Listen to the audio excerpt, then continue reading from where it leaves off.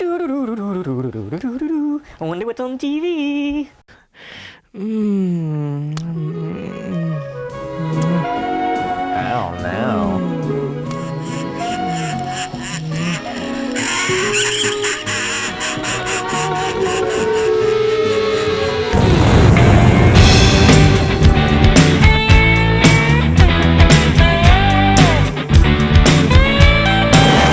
Welcome. I've got something I'll share with you.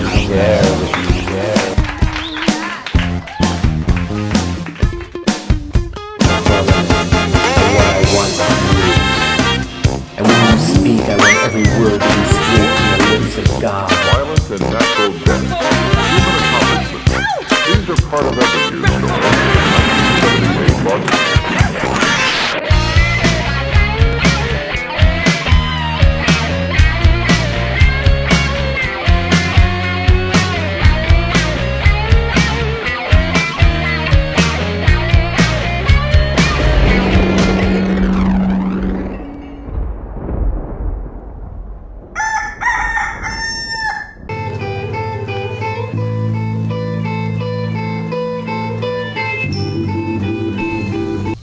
And now we'll take you to this week's Artist Profile.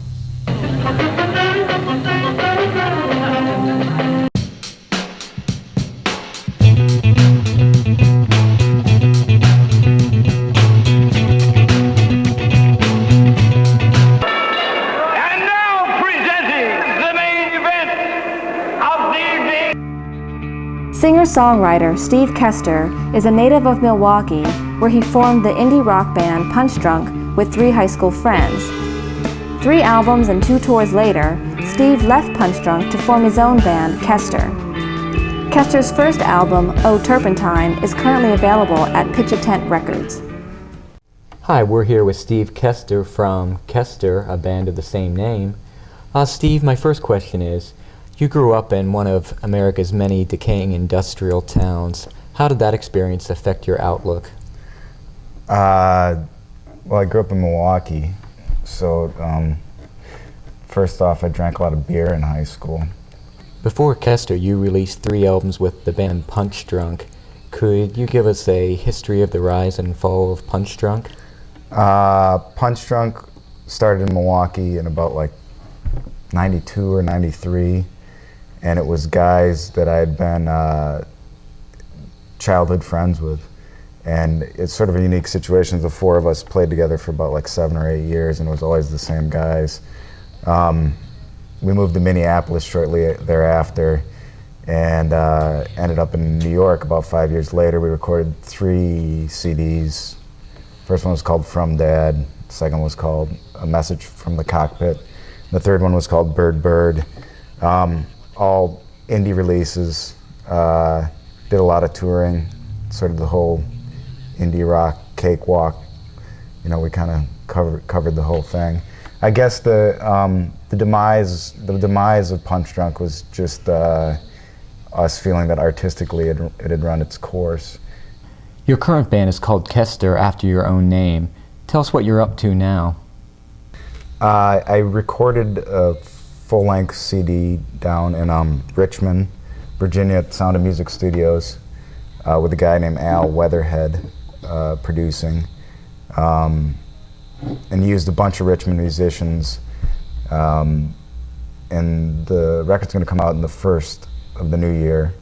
It's going to be called Oh Turpentine. It's on a label called Pitch a Tent, which is run by David Lowery from Cracker and Camper Van Beethoven.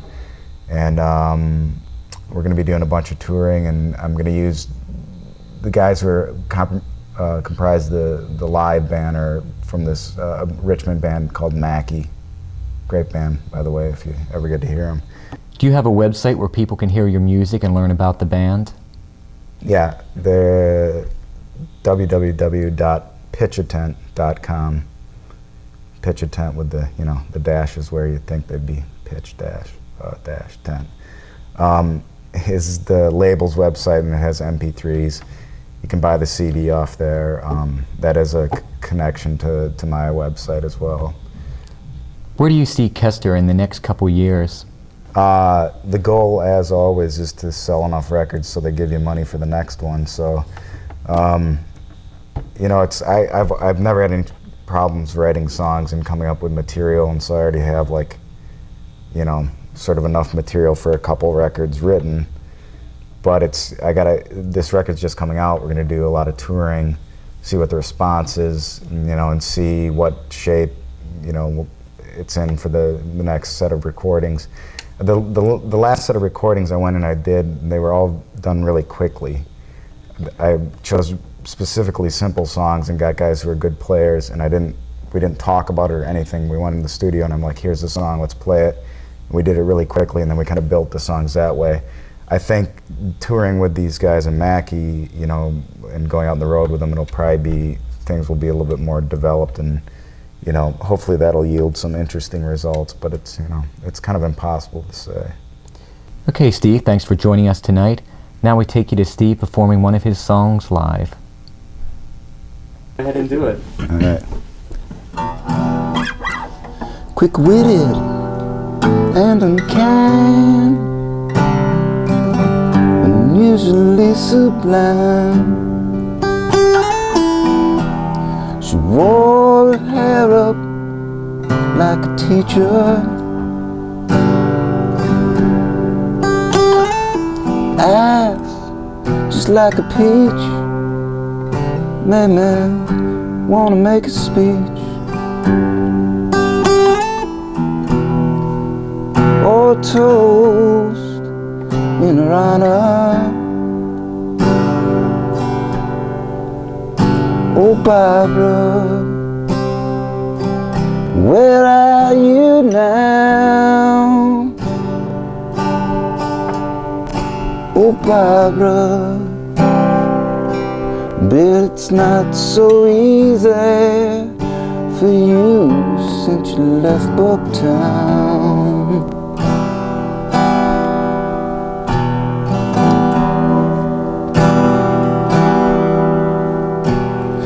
Post underneath the street lamp, it was cold and damp. Still you stood there without a sweater, crushed a cigarette and ignored my boyish best. So I swung around you like I was on tether.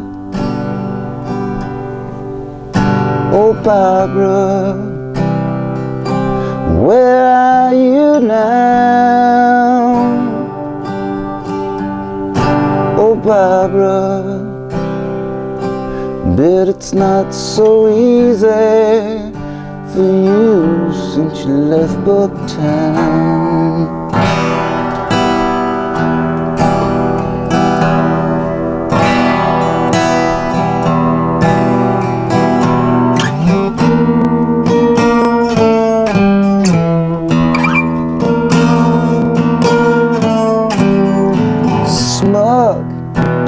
Fun on the cusp of 21. I'm sure I never really held your attention, but those were different times. Now I'm alone and 29. I thought of you today on the platform of the air station. Oh, Barbara,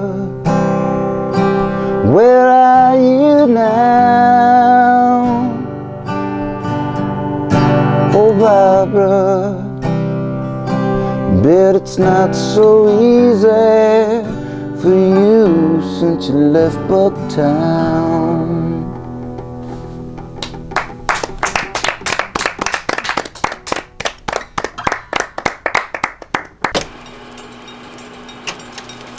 The Imperial Orgy. We love the Imperial Orgy.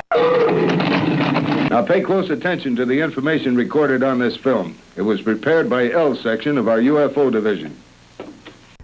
But first, let's explore the controversy that has surrounded the Imperial Orgy since its inception. Even the Imperial Orgy's name seems controversial to some people. In fact, when this show debuted in New York City, they would not print the name in the cable guide brochure because it seemed too provocative. And since day one, controversy has followed the group everywhere they went. Our first live show was canceled due to protests from local Christian groups. It was out of control. People were calling the bar we were booked at and threatening to riot if we went on. The local newspaper was barraged by calls protesting the event. The trouble began when an alleged Christian youth organization, the Council of Christian Youth, sent letters to local churches accusing the band of being Satan worshipers, drug dealers, and sexual deviants. Without first checking the authenticity of the Council of Christian Youth or the truth behind the allegations, the church members sprang into action condemning the band and trying to stop the performance. Soon, out of fear, the club the Imperial Orgy was booked to perform at backed down and canceled the show. After the dust had settled, it was revealed the event had actually been a calculated performance art stunt set into motion by Caeser himself. The letter from the Council of Christian Youth was actually written by Caeser and sent to churches to set up a public confrontation. It certainly brought the hypocrites out of the woodwork. We laid a snare and they fell right into it. The interesting thing was their complete irresponsibility in not checking the truth behind the allegations. The allegations were so outrageous, even the police knew they weren't true. But not one of the Christians stopped to see if there was any truth behind them. That letter could have been created by anybody and aimed at anyone, and they would have destroyed the target if they had the power and their means. Does anybody recall a commandment that goes, "Thou shalt not judge"? This type of behavior is a potentially dangerous force in America and could have destructive effects on our future. Once the Imperial Orgy was permitted to perform in their hometown of Penn State University, again, controversy soon followed. Almost immediately, the group's flyers were banned from display on campus because they were upsetting to some students. When the local newspaper took up the orgy's cause as a battle against censorship, university lawyers were called in and soon informed the Penn State officials that they were legally in the wrong, and the orgy's flyers were once again allowed to be seen. At the same time, campus women's studies groups were arguing over the group's presentation of women and the effects they have on women in the audience.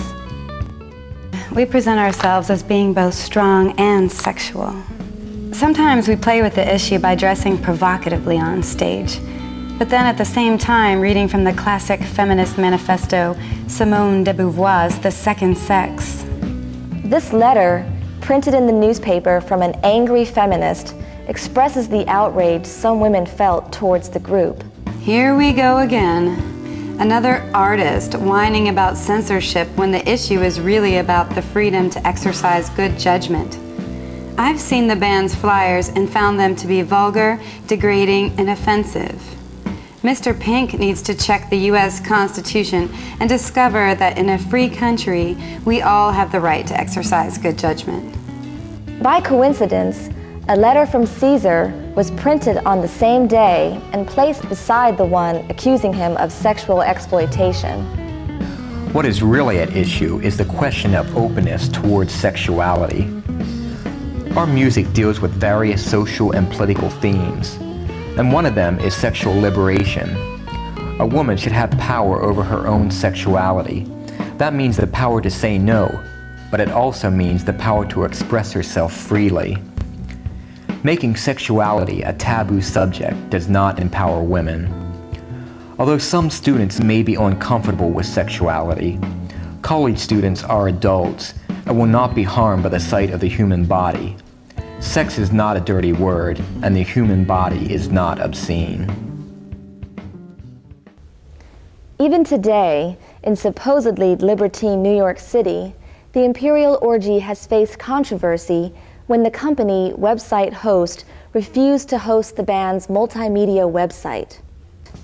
In a letter to the orgy, Jonathan Caeser of Website Host stated that he found the band's website to be, quote, religiously offensive and racist. Mr. Caeser accused us of being racist for using the word nigger in an article that was clearly anti-racist. By the same logic, groundbreaking shows such as Roots or All in the Family would never have been allowed because they used racist terms while trying to enlighten people about racism. This is a case of political correctness out of control. People like Mr. Caeser are moving us backwards instead of forwards. If a vendor refused to serve somebody because they were black, gay, or female, it would be illegal. Mr. Caeser refused to serve us because of our religious and political beliefs, and feels this is acceptable. Our website deals with spirituality that is heavily based on Eastern philosophies such as Hinduism, Taoism, and Buddhism. Most of the battles over free speech in the web deal with pornography. In our case, the issue was specifically the suppression of religious and political ideas, a much more Orwellian danger. In our modern age, with the media already saturated with violence and sexual titillation, it is not graphic content which is deemed controversial, but nonconformist ideas which people wish to suppress through censorship. Because the imperial orgy believes in telling the truth as they see it, they are bound to be seen as controversial far into the future.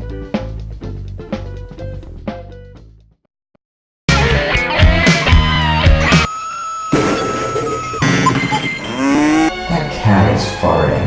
All of us who come here in gratitude to this great university. And now it's time for a record review.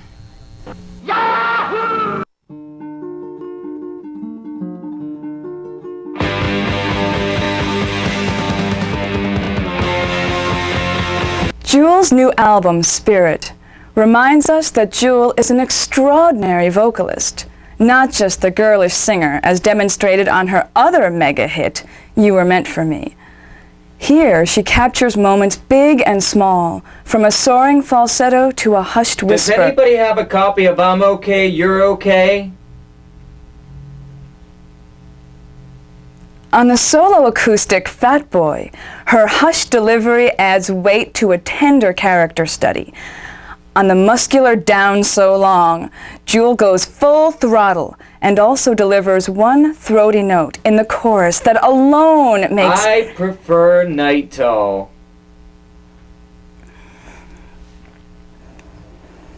Jewel also has a new book of poetry which displays her true emotional depth and sensitivity. Keep that shit in your high school journal, sweetie. Okay, that's it! Either he goes or I go!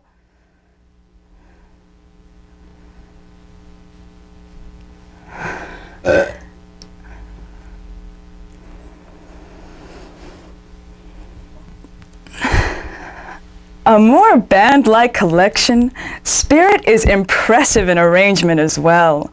Warm, dense, and graceful, this is pop music at its most organic.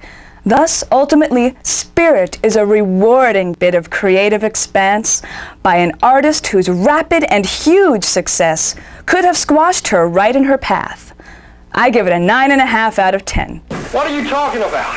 What are you talking about? What are you talking about?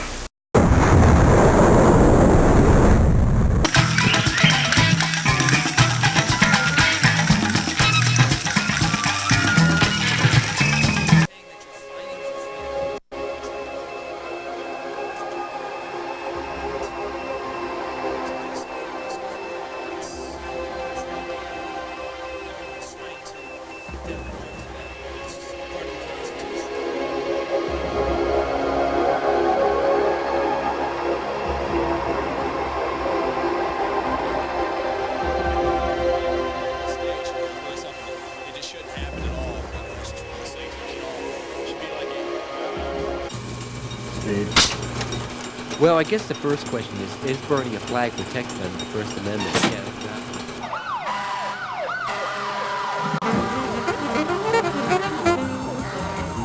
Flag burning? I think we should let people burn flags. I mean, if somebody wants to come out on College Avenue and burn a flag, let them be judged for what they are. If they were burning the flag due to what's going on in this nation, and I wasn't overly concerned with my own safety, I would probably join in with them and do it. Dissent isn't necessarily an attractive thing. It's actually, sometimes it's very unattractive, but it is America, and people do have a right to say what they want, no matter how unappealing it is to the individual. Yes, I think that it's the right to do it, but I don't think that you should go out of the way to protest your government's policies like that. I think it's really disgraceful to your country. I think that the First Amendment protects more than just verbal speech. It also protects demonstrations which have political intent, and that includes flag burning and other demonstrations beyond something verbal. I believe in the freedom of expression, but I believe burning the flag is going too far.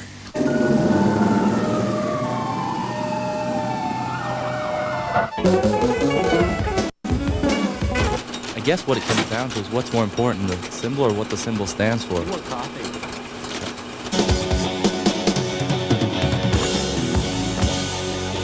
My personal view is that burning the flag is just a symbolic act and that people shouldn't get so excited about it. The flag's a symbol of our country, and burning it is basically putting down everything we stand for. I think it's more important to protect what the symbol stands for than to protect the symbol itself. And concerning burning the flag, never. You should never, ever. It represents too much to us to burn.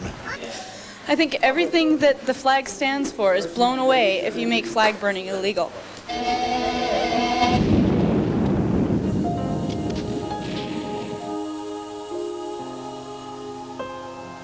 There's a list of our casualties for all our wars from Revolution on down. They total up, they total up to, I think, 1 million dead. Now, when I see that, know that, it's ridiculous that people do this, because all those people that died and suffered did it so that you could stand here and do this tonight, or I can walk this street tonight.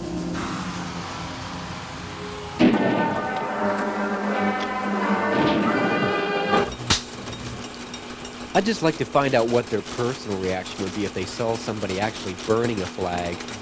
Good idea. I had mixed feelings about that because my father fought in the Vietnam War, and as a black man in that war, I felt he didn't get the respect he should have. If I saw somebody burning a flag, I wouldn't like it, and I think it's unpatriotic.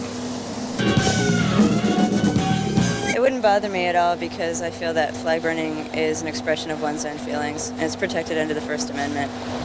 I think people who burn the flag ought to be thrown out of the country, and I'd buy them a one-way ticket. It's something I wouldn't like, it's something I wouldn't approve of. Like they just felt like burning a flag. I don't approve. If someone were to do it, I think I'd approve of it. It just shouldn't happen at all. I don't care about the flag. Anybody that burns the flag should be thrown the hell out of the country. I'd kick their ass. It's just not right. Anybody that burns a flag ought to be shot. I'm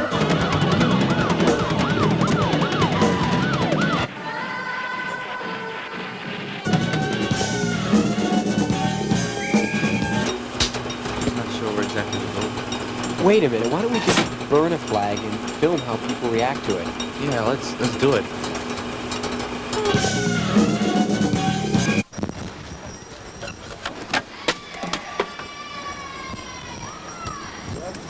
That's a reaction. You got some problems. You're lucky I didn't see you do it. I didn't light it. You lit it. You lit it. I did. I did. Why don't you get the out of my country, homeboy? So I don't feel like paying for you, and I don't feel like dying for your ass. But I suggest the next time I see you burn one, and I see you out here, I'm gonna hunt you down and kill you. You understand? I helped light it. I'm proud of this country, and I'd fight for its freedom. Oh, get the out of here. You don't fight for no freedom. Flag's a symbol. Face by yourself there. I'll help you. Go burn that shit. You went to Ogre, aren't you, pussy? Look, I'm not going to fight you. I would fight for the freedom of this country. This flag represents freedom. Yeah, so you burn it. You're a traitor. You know what traitors do? They his ass, get killed by death. Traitor. Why is he a traitor if he's burning his flag? The flag That represents something. This shows that you don't have the ability to understand abstractions. The flag represents the freedom to do something like that. The flag in itself needs not to be protected. Our freedom does. I would fight for this country, and I would fight for the freedom, for my freedom. For some fucking toilet paper. Why don't you go damn save? Why don't you go try to save? You'll find yourself inside bed. We're not living in Russia. Much better than Russia. Doubt that for a second. I'm proud to live here. Why do you have to challenge it? That's what I'm. Why do you have to challenge it?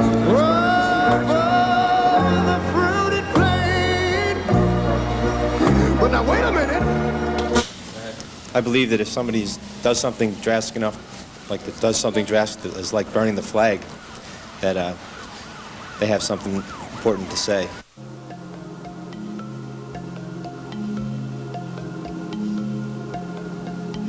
The flag means nothing if you don't have the freedom to burn it, basically. Okay? I mean, although people go off and die for it, whatever, that's true, and they felt a certain way about it, and they might feel that that's defacing it, but it's supposed to stand up for individual freedom to do whatever the hell we want. But if your question is, do I think that flag burning may be unconstitutional, I think that if the court was different, that it would be. And in fact, I'm kind of repulsed by it. I mean, that there's a number of ways that we can protest politically in this country. I think burning the flag ought not be one of them. You know, in countries like Sweden or England, France, Canada, flag burning is legal. But in countries like the Soviet Union or Libya or Iran, Iraq, whatever, it's punishable by law. My question is, whose company would the United States rather be in? When that star shall rise, when that star shall rule, oh, the Bible says, and it still is true. Mama may have, Papa may have, but God bless the child that's got his own. God's got his own.